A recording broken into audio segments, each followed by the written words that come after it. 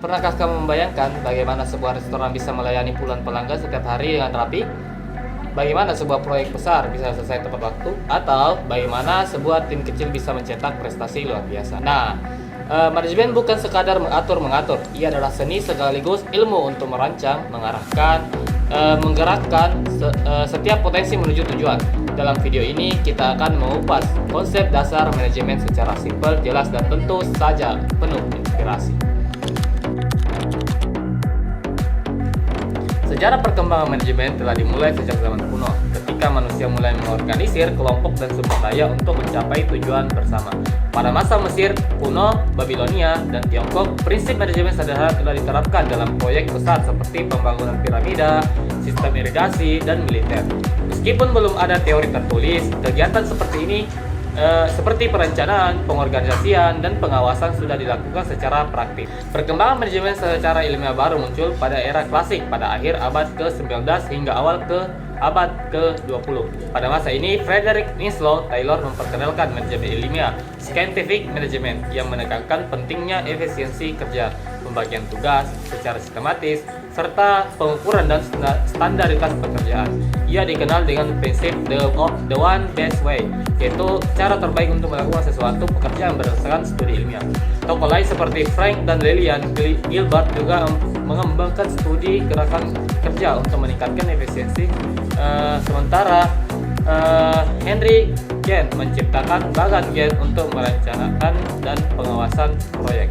Selain pendekatan ilmiah, Henry Fayol memperkenalkan pendekatan administratif dengan merumuskan 14 pembagian fungsi manajemen menjadi 5. Pertama, perencanaan, pengorganisasian, pengarahan, koordinasi, dan pengendalian.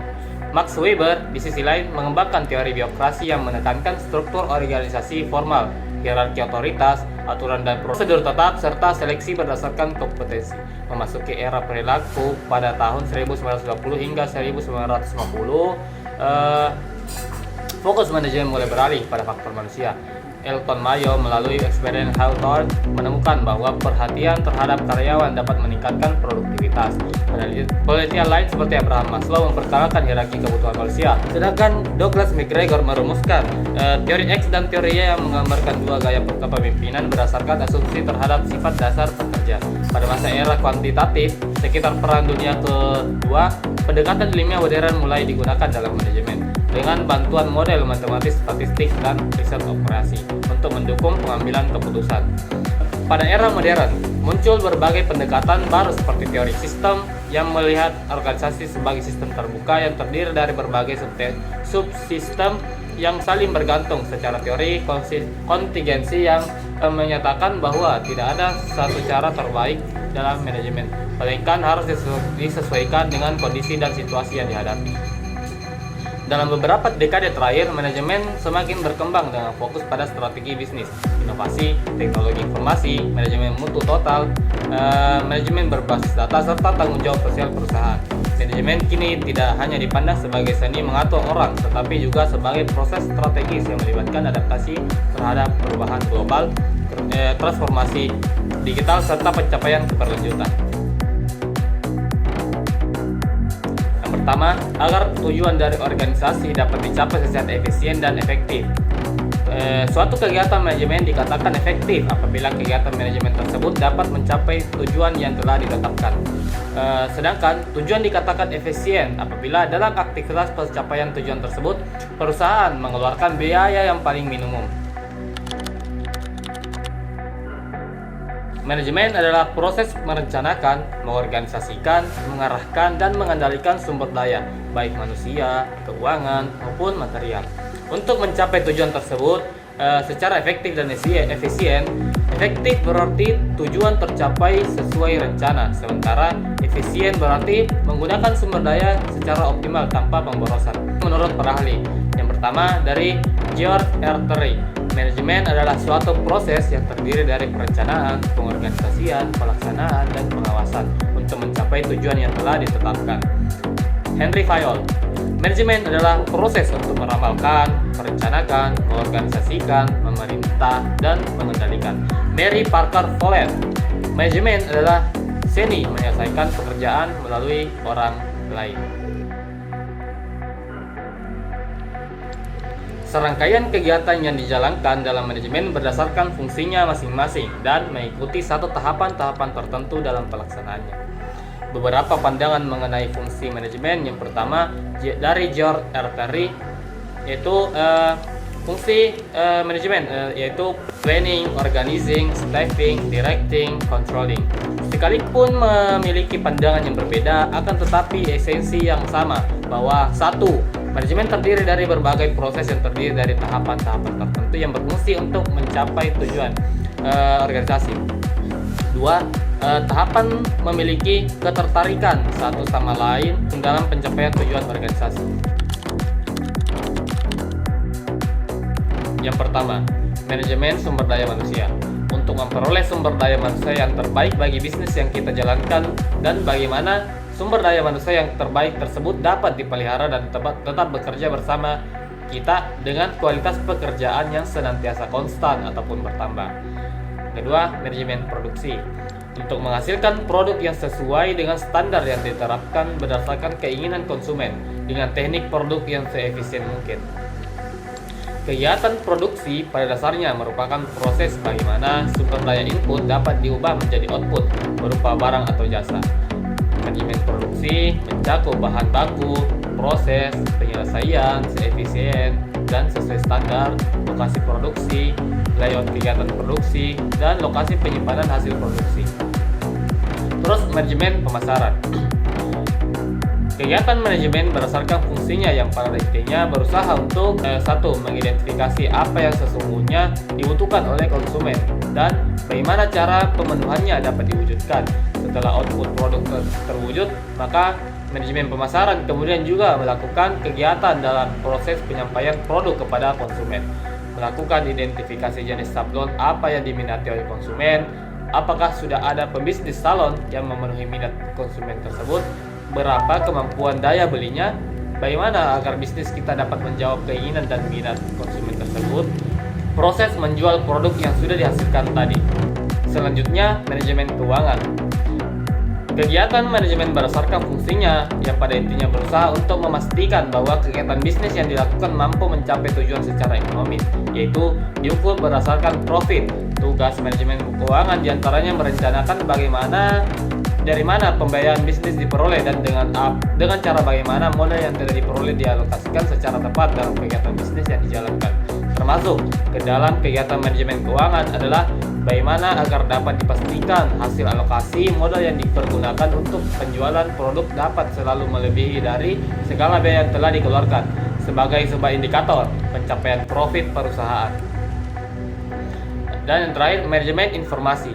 Manajemen informasi adalah kegiatan manajemen berdasarkan fungsinya yang pada intinya berusaha memastikan bahwa bisnis yang dijalankan tetap mampu untuk terus bertahan dalam jangka panjang. Untuk memastikan itu, manajemen informasi bertugas untuk menyediakan seluruh informasi yang terkait dengan kegiatan perusahaan, baik informasi internal maupun eksternal, yang dapat mendorong kegiatan bisnis yang dijalankan tetap mampu beradaptasi dengan perubahan yang terjadi di masa. Penggunaan teknologi informasi diantaranya komputer, televisi, dan radio mempermudah manajemen informasi dalam hal perencanaan, mengerjakan, dan menyediakan informasi bisnis yang diperlukan dari waktu ke waktu. Yang pertama, man atau manusia. Manusia merupakan sumber daya paling penting. Tanpa manusia, proses manajemen tidak akan berjalan. Manusia mencakup semua manajer, dan semua pihak yang terlibat dalam operasi perusahaan. Money atau uang adalah alat untuk membiayai semua kegiatan manajemen termasuk biaya tenaga kerja, membeli bahan, dan investasi lainnya.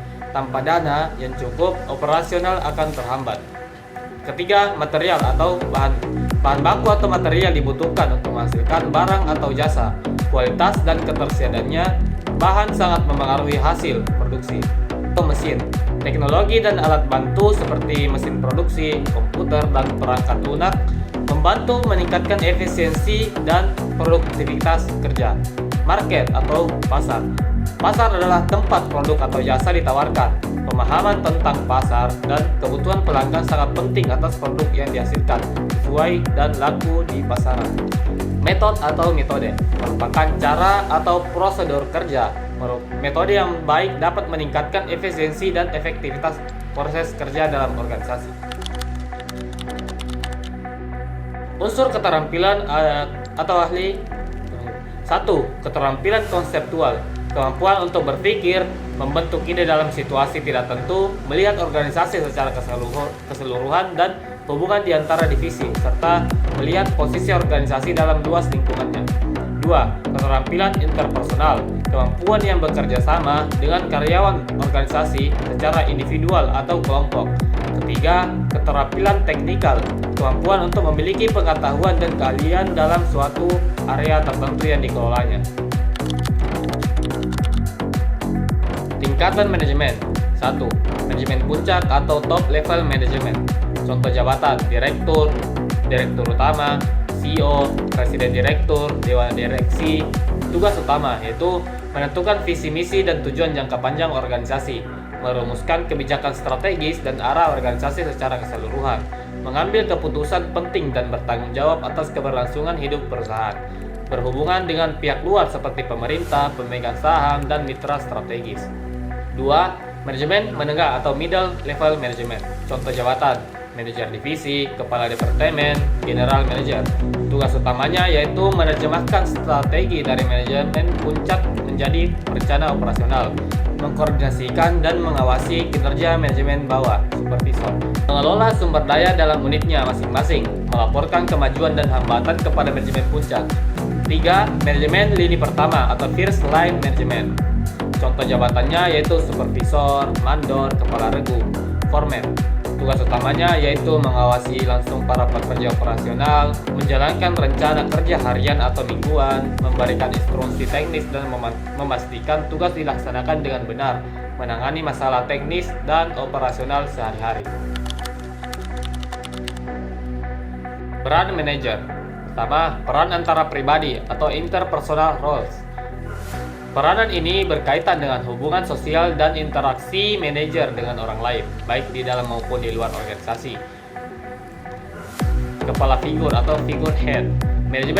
Manajer bertindak sebagai simbol atau representasi sistem organisasi dalam berbagai kegiatan seremonial atau formal, seperti menghadiri pertemuan, menyambut tamu, atau menandatangani dokumen penting. Pemimpin atau leader. Manajer bertanggung jawab dalam memotivasi, membimbing, dan mengarahkan karyawan agar mencapai tujuan organisasi. Termasuk dalam hal ini adalah penilaian kinerja, perekrutan, dan pengembangan SDM. 3. Penghubung atau liaison. Manajer membangun dan memelihara jaringan komunikasi dengan pihak eksternal maupun internal untuk bertukar informasi dan menjalin hubungan kerja yang baik. 2. Peranan informasional atau informational rules. Peranan ini berfokus pada pengumpulan, penyebaran, dan komunikasi informasi yang relevan untuk organisasi, yaitu contohnya pemonitor atau monitor. Manajer secara aktif mencari dan menerima informasi dari lingkungan eksternal dan internal organisasi untuk memahami kondisi dan perubahan yang terjadi. Penyebar berita, disseminator. Manajer menyampaikan informasi yang telah diperoleh kepada anggota tim atau bawahannya agar mereka dapat bekerja dengan baik dan memahami kebijakan organisasi. 3. Juru bicara atau spokesperson. Manajer mewakili organisasi dalam menyampaikan informasi kepada pihak luar seperti media, pemegang saham, atau pemerintah. Ketiga, peranan pengambilan keputusan atau decisional rules.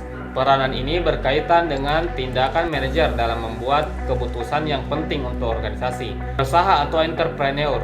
Manajer berperan sebagai pencetus ide dan inovasi, mendorong perubahan serta mengambil inisiatif untuk memperbaiki proses dan sistem organisasi. Penanganan gangguan atau disturbance handler. Manajer bertindak ketika organisasi menghadapi masalah atau krisis seperti konflik internal, perubahan pasar mendadak, atau gangguan operasional. Pengalokasi sumber daya atau resource allocator. Manajer memutuskan bagaimana sumber daya organisasi, yaitu waktu, uang, tenaga kerja, digunakan dan didistribusikan secara efektif. Penegak atau negosiator. Manajer mewakili organisasi dalam proses negosiasi dengan pihak lain untuk mencapai kesepakatan seperti dalam kontrak kerja, kerjasama, atau penyelesaian konflik. Nah, adapun ayat yang berkaitan dengan konsep dasar manajemen yaitu dari surah As-Saff ayat 4 yang berbunyi Bismillahirrahmanirrahim. Innallaha yuhibbul ladzina yuqatiluna fi sabili saffan ka'annahum bunyanam marsusun. Artinya, sesungguhnya Allah mencintai orang-orang yang berperang di jalannya dalam barisan yang teratur. Mereka seakan-akan seperti bangunan yang tersusun kokoh. Quran Surah As-Saff ayat 4 menekankan pentingnya keteraturan, kesatuan, dan kekokohan dalam barisan saat berjuang di jalan Allah. Ini sangat relevan dengan konsep dasar manajemen, khususnya dalam hal 1. Perencanaan dan pengorganisasian. Ayat ini menunjukkan bahwa keberhasilan dicapai dengan barisan yang teratur. Seperti dalam manajemen, keberhasilan organisasi membutuhkan perencanaan yang matang dan struktur yang rapi. 2. Koordinasi dan kerjasama. Digambarkan seperti bangunan yang kokoh. Ini menandakan pentingnya sinergi dan kerjasama tim yang kuat, yang merupakan inti dalam manajemen. 3. Kepemimpinan dan arahan. Barisan yang tertib menunjukkan adanya arahan yang jelas, sebagaimana manajemen menuntut pemimpin yang mengatur dan mengarahkan anggotanya secara efektif. Nah, singkatnya, ayat ini mencerminkan nilai-nilai inti manajemen seperti ketertiban, struktur, kerja tim, dan efektivitas organisasi. Nah, pada akhirnya, manajemen bukan hanya soal teori di atas kertas. Ia hadir dalam setiap keputusan, setiap strategi, dan setiap tindakan yang membawa kita lebih dekat pada tujuan. Semoga penjelasan tadi membuka wawasan kita semua tentang betapa pentingnya dan nyatanya peran manajemen dalam kehidupan sehari-hari, baik di ruang kerja, di rumah, bahkan dalam mengelola waktu pribadi. Akhir kata dari saya, sekian dan terima kasih. Wassalamualaikum warahmatullahi wabarakatuh.